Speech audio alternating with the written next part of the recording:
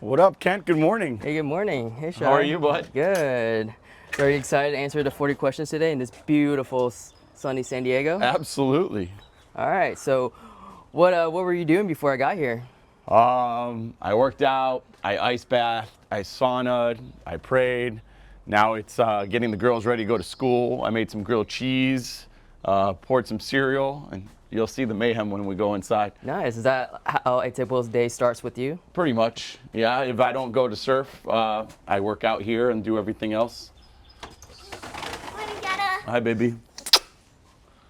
Come on in. All right. What time do you usually wake up in the morning? Varies, like 6:30, sometimes earlier if possible. You can walk in. Sorry, good morning. Hi, beautiful. Can you tell me a little bit about your wellness morning routine?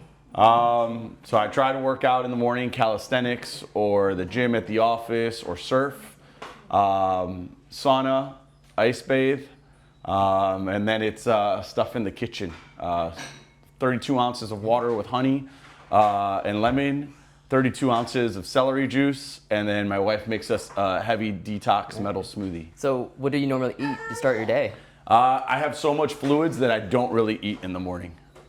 Okay. What's your least favorite way to start the day? Rushed. If things are kind of late or something like that, and then I have to rush and rush and rush, that's like my least favorite way to start the day. Are there any new skills or hobbies you're interested in exploring? I guess my newest hobby would be golf. I enjoy it. I'm not great at it, but my buddy Tyler and I, we take golf lessons every Wednesday. We try to get out on the golf course as often as we can. How has growing up in California influenced your lifestyle and career choices? So I actually grew up in Ohio. I moved out here after college, after I went to Miami of Ohio. As far as career choices, I knew I was going to be in sales my whole life. I just didn't know in what aspect or in what field. So, but as far as California, I think what I've gotten the most out of that is just the lifestyle balance, right? The equilibrium of not just hustling all the time, but being able to enjoy life. When I met Tracy, I used to work at a restaurant, and I was always shocked how people would come in for hour and a half lunches and have a bottle of wine. I'm always wondering, what do these people do? Or I could go surf, and people are surfing in the middle of the day, and I'm rushing to go to work. So I knew that I had to find that balance where I can enjoy life and also make a killer living at the same time, you know? Yeah, that's sick. When does work typically start for you? So phone calls can start anytime, sometimes around 8 a.m., but I usually get to the office around 9:30, and then it's go time from there. Nice. What values did your family instill in you that you carry into your work? My dad has always told us you can do anything. He said I could do anything, I could do anything. So I truly believe I can do anything. It's a big one that he instilled in me. Honesty and compassion. We were always told that we were rich in love. So even though they're not a lot of them are employees, they're not family, I do care for them. I love all of them. I want to see them all go beyond what they think they're capable of. What role does surfing play in your life and mindset? That's my free psychologist.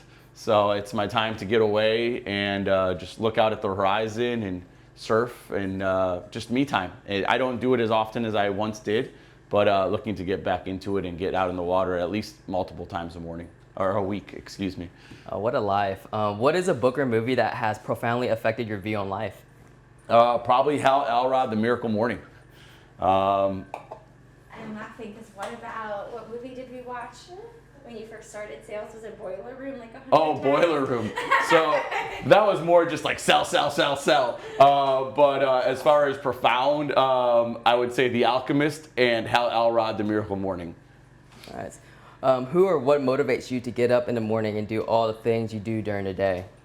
This beautiful wife, these two children, and there's a third one somewhere. Where's Elle? She's having a morning, but my family, everything I do is for them, for us, so that we can travel, so that we can have a life of abundance. All right. What's your favorite kind of date night to share with your wife? I think most recent, before things got a little hectic, we were doing pickleball. We were going to play pickleball, and then we were going out to dinner. But I just enjoy being with my wife, so it doesn't really matter what we do. She likes more events like hiking and walking or exercising, and I enjoy more fancy dinners. Love that.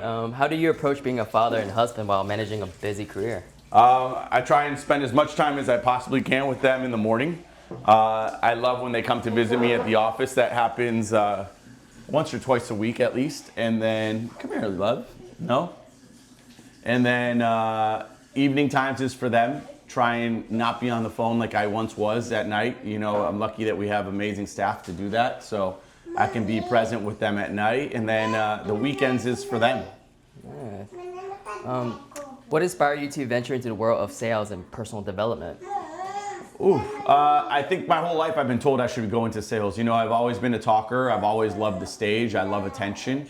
When I was little, I would go door to door selling my toys that I wasn't supposed to sell.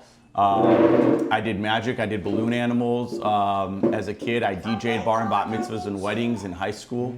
So I've always just loved the interaction. I've loved the thrill of getting the sale, the high of getting the sale. So I think that's what did it for me. Okay. Oh, before I sip my coffee, I gotta drink my celery juice. What's in your green juice? So it's straight celery. So my wife follows Anthony Williams, is that his name? The medical medium. And a lot of people like to make juices with lemons and stuff like that, but it's the best way to do it is it's straight celery. So we support Costco, and we buy about 14 to 20 bundles of celery a week. Wow, that is crazy. Maybe, can you share a moment or experience that led to the creation of One Call Close Academy? I'm sorry. So it's all good. Yeah. So what created this? She's been telling me that I should be consulting and speaking on stages for 15 years now. And it got to the point where I broke up with an old business partner, and it was, there's no better time than the present. So One Call Close Academy came to life. Nice. What were some of the initial challenges you faced when starting OCCM, and how did you address them? So OCCA, the initial challenge was simple things, coming up with a name. You know, you said OCCM because it was Mastery, and then it switched to Academy simply because of Secretary of State, and that was available.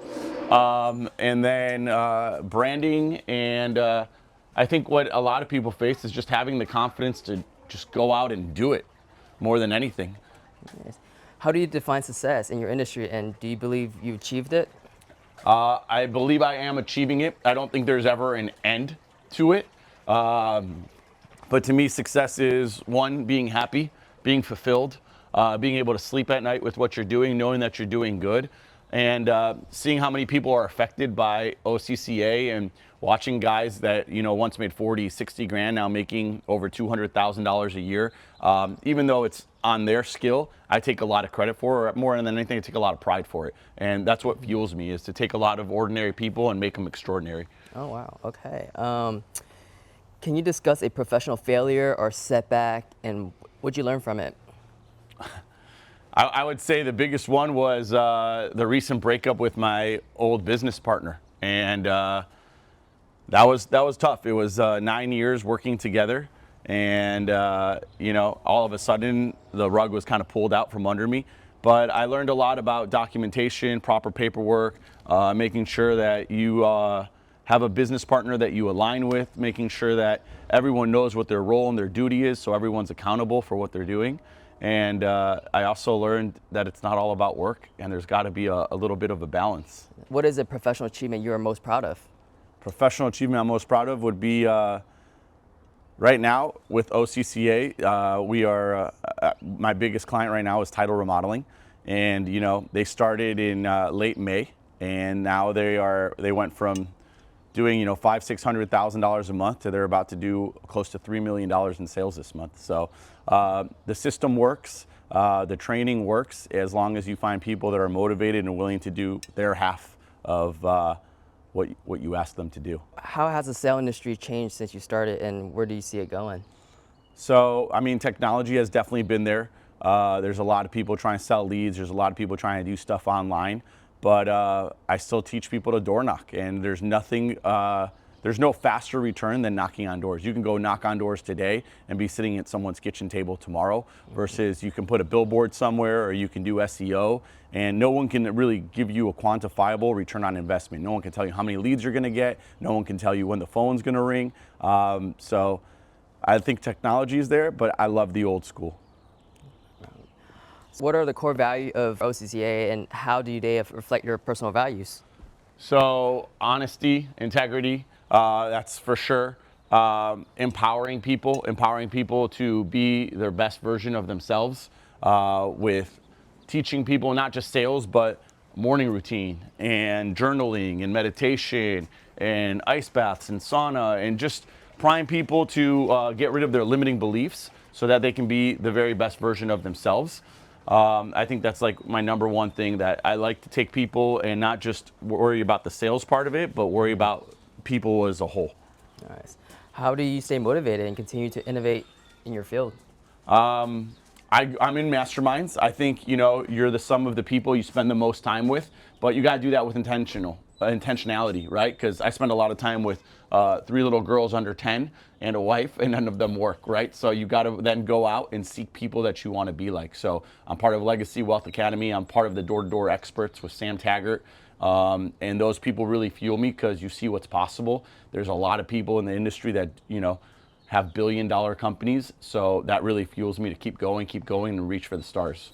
What advice would you give to someone starting their career in sales? Work hard. It's not always going to be easy, right? Work hard. It's not going to be easy. What else would I tell them? I would tell them you got to find someone that's already done it, right? Someone that's been where you want to be at, and then you got to copy the blueprint. There's no reason to start from scratch, right? There's plenty of people that are successful in every field, and all you have to do is copy the blueprint and go from there. All right. What role does empathy play in your sales philosophy? Empathy, feel, felt, found. You got to understand where people are coming from, what they want to achieve, whether it's a client that you're trying to close or it's an employee that you're trying to coach on being a better version of themselves. But you got to really understand where people are coming from. There's a very big difference between empathy and sympathy, and you got to empathize with people, not sympathize with people. Can you talk about a mentor who has significantly impacted your life? Yeah, absolutely. My wife is a mentor to me, for sure. She makes me the person I am today. I would not be half the man I am without her encouragement and support all the time. My father is a big one for me. And then most recently, I would say Sam Taggart, right? He's the owner of D2D Experts. He consults maybe over 300 companies. And he's just such a genuine guy. There's a lot of gurus out there. They're not durus, right? Sam's a duru. And he loves his family. He's a genuine person. And he really resonates with me. So I love that. Booba, I'm going to work. I love you. Oh, can you wait for your smoothie? Yeah. How do you approach goal settings, both personally and professionally? Goal setting. I really strive to what I want to do. I look at it. I love you. Have a great day. And I do goals as often as I can. I obviously there's the financial goals, but there's goals of trips that we want to do as a family, experiences that we want to have as a family, health goals that I want to achieve, mental goals I want to achieve. Most recently, I've been reading more books than I've ever read in my life, which has really impacted me, and I'm really happy about. Nice. What is the biggest risk you've taken in your career, and was it worth it? Biggest risk was starting OCCA. I could have gone from breaking up with my partner and just gone and consulted for another company, or joined another company, but I went and started it. Thank you, my love. Daddy, you almost forgot your coffee. See how many fluids every morning? Bye-bye. Bye, my love. So starting OCCA was the biggest risk, and it's the most rewarding risk, seeing how quickly it's growing, how many lives we're impacting, and I'm absolutely loving doing it. It's so much fun that it doesn't even feel like work. It's more like just life. What do you define, how do you define leadership, and what makes a good leader? Leadership is someone that's willing to get in the trenches and get involved, right? Someone that leads from the front, someone that's present, not someone that just tells people what to do. There's nothing I've ever asked someone to do that I haven't personally done in the past. So it's also someone that inspires, right? Inspiration is a big part of motivation. So when I talk to reps and stuff like that, it's always, what are your goals? What do you want to achieve? Why do you want to achieve that stuff? So I think leadership has a lot to do with inspiration. What future project or expansions are in the pipeline for OCCA?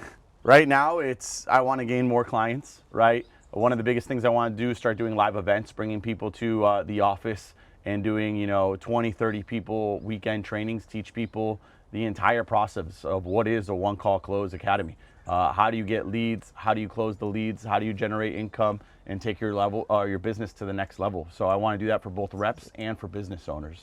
How do you see the role of technology involving in sales training and personal development? There's a ton of programs right now, right? There's programs with AI that are going to listen to a salesman pitch, and then they're going to tell you what the pitch was, what it needed, what was good about the pitch, what was missing in the pitch.